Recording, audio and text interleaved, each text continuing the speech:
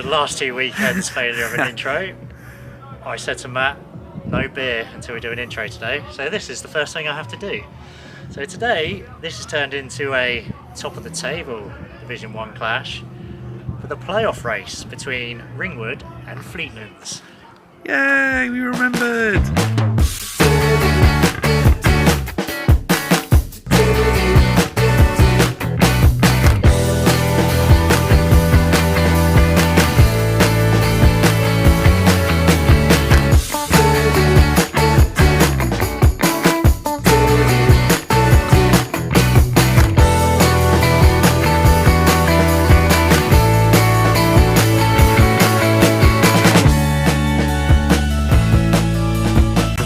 Got two Carlsbergs in for this pub review.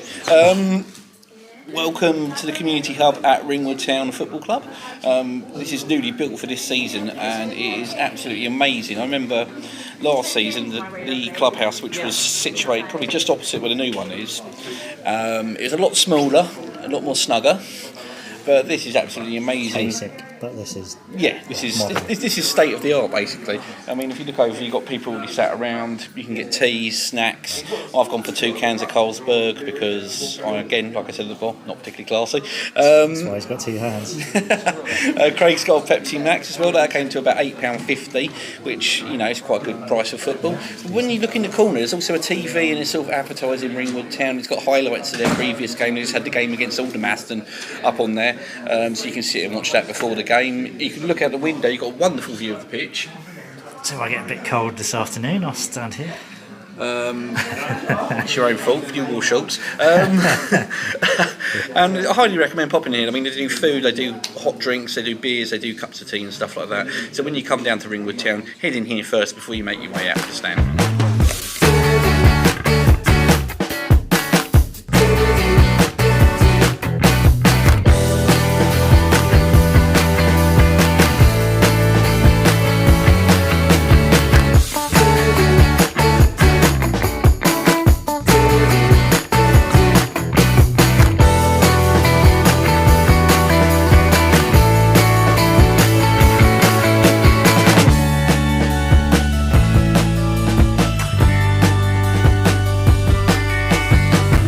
Joined by Phil, the chairman at Ringwood Town. Phil, just tell us about these amazing changes that everyone will see on the video we've gone around the club. Yeah, we're really so pleased with what we got here. We've got the new 3G pitch opened now 2 years ago, and we moved into a sparkling new pavilion last November. So huge changes over the last couple of years, and it's been transformative. We're so chuffed with what we got now to hopefully now translate onto the pitch with going up the leagues and such like. And on the pitch this season, currently in 7th place, pushing for that, pushing for that last playoff place. How brilliant's that been? It's been fantastic. Our target at the start of the season was top 10, so we've achieved that, but we're really, really ambitious. We're on a decent run of form, 6 games unbeaten, so we're looking to continue that performance, and really truly believe if we can put a performance in, then we'll give them a good go today. And you talk about ambition. What's the overall sort of ambition for the club, say like 5 years time or so? Well, I'm a very ambitious guy, but inevitably money's going to be at the heart of it. We certainly have aspirations to get into the Wessex Prem, and who knows where that might take us. We'd love to see what Andover New Street are doing in the FA Vars, so we'd love to have a good run in the FA Vars. So we know money's going to be the heart of everything we do, but what we're doing on the pitch, and I think what Fran Mathers, our manager, and his staff are doing, has been fantastic for us. We've got a great youth set up, 32 teams we got now. We've grown from 26 3 years ago, so we've got a great youth set up, and we're looking to continue that growth. That's brilliant. Thank you very much for your time, Phil. Cheers. Thank you. Well, wherever you go, you always take the weather with you. Craig, dress appropriately for another Wessex League game. I'm glad I've had a sun cream now. Why did I wear shorts? Different eco-climate in Ringwood to when it is in Highcliffe. Oh man, what a week. What a week. But it's good to be here today. Last week we did the bottom, didn't we, of Wessex Division 1? But today we're focusing on the top and the playoff race, because actually when I picked this fixture, obviously about a month ago, I didn't expect so much to be riding on it, but Now there's literally only like a point separating the teams, isn't there? Yes. But it could have gone. It could have been a completely different story, couldn't it? Because I think a week ago, Fleetlands could have been 8 points clear. Now they're 1 point behind, just the way it's worked out. They do have a game in hand. Yeah, they do, but they had 3 games in hand at 1 point, and they don't seem to be taking advantage of it. Whereas Ringwood, but both teams have been quite patchy, haven't they? From what I've read up and from what I've seen. But before we get into Matt's nitty-gritty stats, first time here, isn't it? Since it's been done for you. Yeah. What are your impressions? Absolutely amazing. I think it's absolutely amazing setup they've got in there. Yeah, it's like a different ground, isn't it? Yeah. I know you still got the old stand there, but it looks so much more shiny and new, doesn't Yes, it? yeah, Modern. it does. Modern. Very, and that's a good because word. I came here, I've been here before. I come here January during the stinker of a 0-0 against Hamburg United. Of all the games to be 0-0, I didn't think that one would be 0-0. But to see the facility in the daytime, very impressed. Very impressed. So, come on then, Matt. What have you got for today? Well, Ringwood Town, they're currently 6th in Wessex Division 1. They're a point ahead of Fleetlands, but Fleetlands do have that game in hand, as I mentioned. Their last 3 league games, very good run actually. Picking up, haven't they now? 4-0 away win in the week against Aldermaston, a 1-0 home win here against Leamington Town, and a 4-3 home win here against Frimley Green. Their top scorer is Lee Vint. He's got an amazing 29 goals in 36 games, and he'll be their main threat, I think, up front today. Luke Pothos, obviously out wide, he got a hat-trick against Aldermaston, so he's also going to be a danger for them. Quick-fire hat-trick. Very quick-fire hat-trick. Got scored in 25 seconds, I think. Really? But they've got other players in the squad as well. Pat Carrera's been here a while, he's very good. Jess Rabban, Hugh Daffin have come in from Leamington Town last season. Hugh Daffin got that winning goal against Leamington Town, so it was always a joy for a player to score against his old club. But what Fran's done with the team is he's brought through a lot of young players. 4 players have made their debut recently, all come through from the youth side, so the pathway to get to that first really team. good, yeah. But he's mixed and blended it with experienced players like Jess Rabban and Hugh Daffin, sorry. Yeah. So they've got a nice balanced squad actually. Yeah, and you can tell they're on pitch results. So what about Fleetlands then, quickly, Matt? Because we covered them recently, haven't we, in their defeat at Crawley? We did indeed, 2-1 defeat there, but Manager's pleased to see us today. they actually played quite well that game. I think Foley just defended really well, to be fair. Yeah, another day they would have won that. Their last 3 league games is a 2-1 defeat to Whitchurch United, a 3-all draw at home against Hamworthy United, I can't read my writing, and a 2-1 away win to Cove. Nathan Gray's their main man, he's got 16 goals this season, so is Ollie Page. I believe both start today. There's a player I'm going to mention who's coming from Paulsgrove, who play in the Hampshire League. He's got 6 goals in 5 games for them. Dan Petrov, he's got 4 in 13 for them this season. He's on the bench today, but he could be a player to watch out for when he comes through for first season in Wessex football. And Dylan Kramer in goal, he's on the duel from Moneyfields. He's definitely a very good goalkeeper, and that promotion push, that's what you sort of need. Indeed, here's to a good game today. Oh, okay. And then 2009 I became secretary here, so I was doing Leamington Ringwood every Saturday. No, we filmed Stoneham quite a lot. My local team was Moneyfields. Oh, okay. In the Wessex League. Yeah.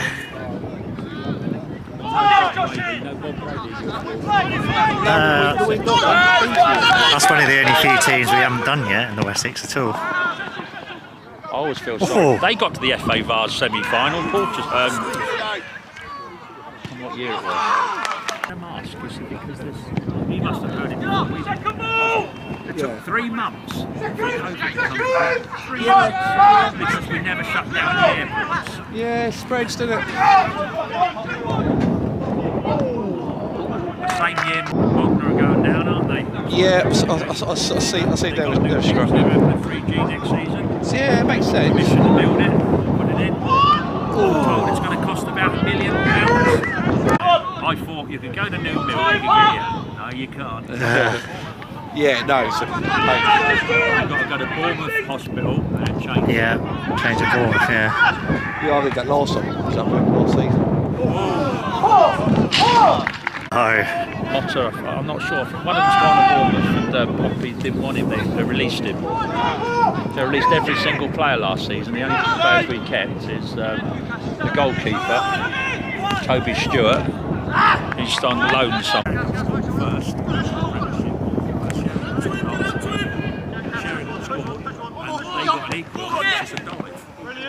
Yeah. No, I think more should do it. Say what your players have been doing, and now.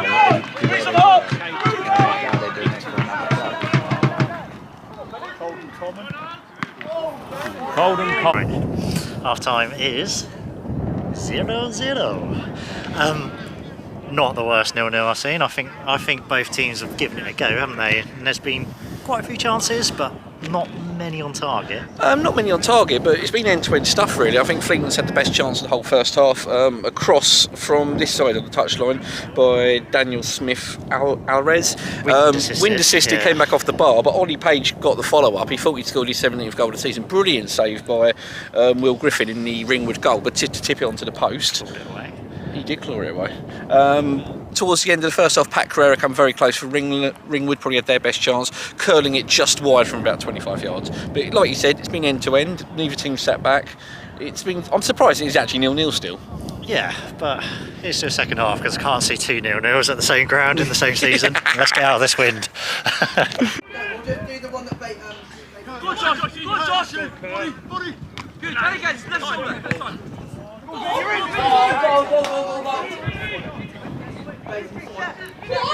Second ball!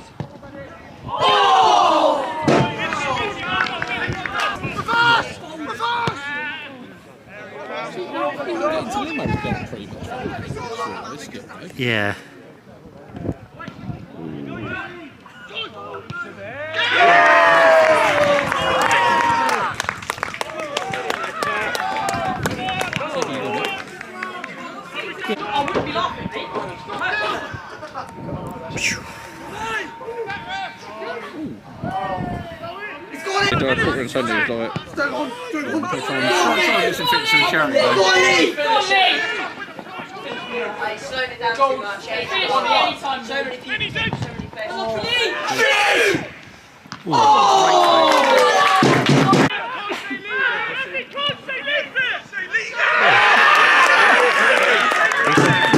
He said leave it.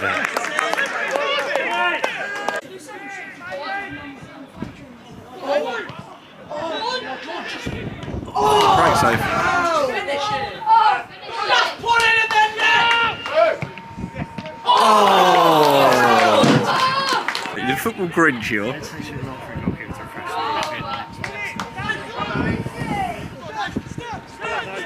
Saves I pulled off and no credit. They don't get any credit. Oh, right, okay.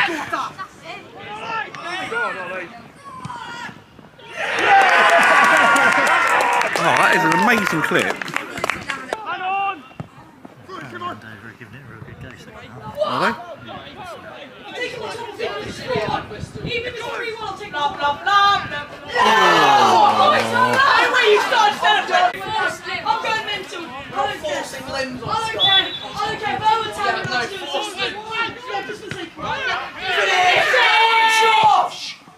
Oh! Did you guys famous Wessex? No room.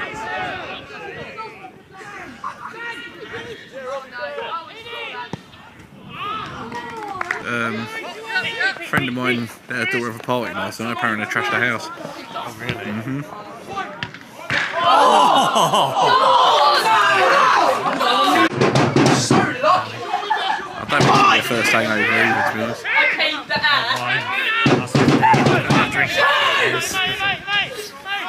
I'll give you one. Oh my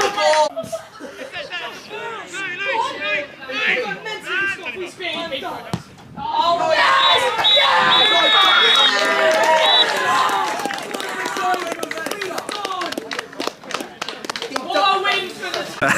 Fran, 3-0 defeat today, not the result you wanted. Just give us a few thoughts about the game.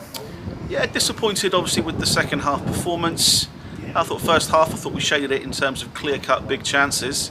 We didn't take them, and the age-old cliche, you don't take them, it bites you in the backside, as it has today. Full credit to our opponents. I thought they took their chances really well second half. I thought it was a really well-mannered, tempered game against two sides that are level in the table. Unfortunately, we gave them a couple of goals and they took their chances when it came, and full credit to them. As a game itself, I mean, neither team really sat back, which sometimes when you've got two teams going for it, they do. And you guys had your chance, you hit the bar, Dylan Kramer made some good saves for them, you hit the post. almost that fine margin of the third goal, wasn't it? He pulled off 2 good saves. And that's the difference, in the game. I think their first goal, our player is caught running backwards, he's out of position, the other player falls over, gives him the keys to the city, and that's the game right there. And those fine margins, I felt like as a performance, I thought as the game went on, I felt we were leggy. I think it showed that we put a lot into our energies on Wednesday night in terms of the way we pressed, in terms of the way we played, and I think you end up in that performance, and I tried to re-energise it from the bench, and we just didn't quite have it today. At no point in that game do I feel it really clicked for us in terms of a performance. It was leggy, it was disjointed, it was hesitant, there were too many touches. I'm not faulting the endeavour of my players. I thought they gave absolutely everything today, but they just looked like a team who played Wednesday night. And sort of finally, you find yourself still in that playoff push towards the end of the season. Was that something you expected at the start of the season? No, I'm very pleasantly surprised with what we've been able to do this season. I know that the players have got it in them, but the whole issue I've had at Ringwood in my 2 years here has been how do you change the culture, how do you change that mindset, and how do you get consistency? And those things I feel like we're slowly trying to get. The unbeaten run of 10 games and now 7 games before today. We're in good stead. I'm delighted with the squad. I think we've done a lot of work behind the scenes as well, and we're seeing that translate into the performances of the first team this season. And we'll fight till it's over. Today was disappointing, but as I said, we've got 5 games left and we'll give it everything. Brilliant. Thank you very much for your time. Thank you.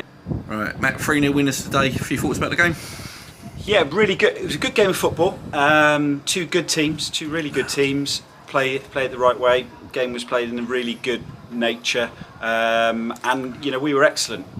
Bit cagey first half, both teams as you'd expect, getting used to it, and then second half, fantastic really. 3 good goals. Could have had a couple more. Rode our luck when we need to ride our luck, but fantastic. Really proud of every one of the boys today. And you must have some happy players in that dressing room, because Ringwood were building up some momentum, weren't they, at this time of the season? But that's a good way for you to start building it back up as well. Yeah, it's been cat and mouse recently, but there's a few of us, all in that position who are striving to get that last playoff point, and it's good. We spoke before the game, and we didn't want to put too much pressure on the boys, because really if we won today, we still have to win all the remaining games, and if we lost, we still have to win all the remaining games. So we've done ourselves a bit of a favour, but it hasn't really changed anything in terms of they're going to still keep winning games, and we've got a match and better the results of them and Newport, who are still in with the shout as well. Alfie List instrumental today, got the second goal. How good was he? Yeah, he's great, isn't he, Alfie? Really good player. At this level and for the club, he's been fantastic all season. Just really coming into his role now as captain. He's not a shouter, but he's a leader with what he does on the ball. And lots of times when we've needed a bit of magic, we've had it from Alfie. He should have scored a second. He's had a bit of stick for that. But no, he was fantastic. And they all were today. We were young today as well. Our wingers, both young lads, but they're brilliant. David was fantastic on the right as a young 16-year-old lad, and Henry on the left just turned 18. Brilliant, and they were blokes today. So really proud of everybody who did really well. Brilliant. Thank you very much for your time. Cheers. Laura, you're supposed to be the responsible adult in the family. Why did you let me go out without a coat? Oh God. But on to today's game, it finished Ringwood Town 0, Fleetlands 3. Good second half, wasn't it?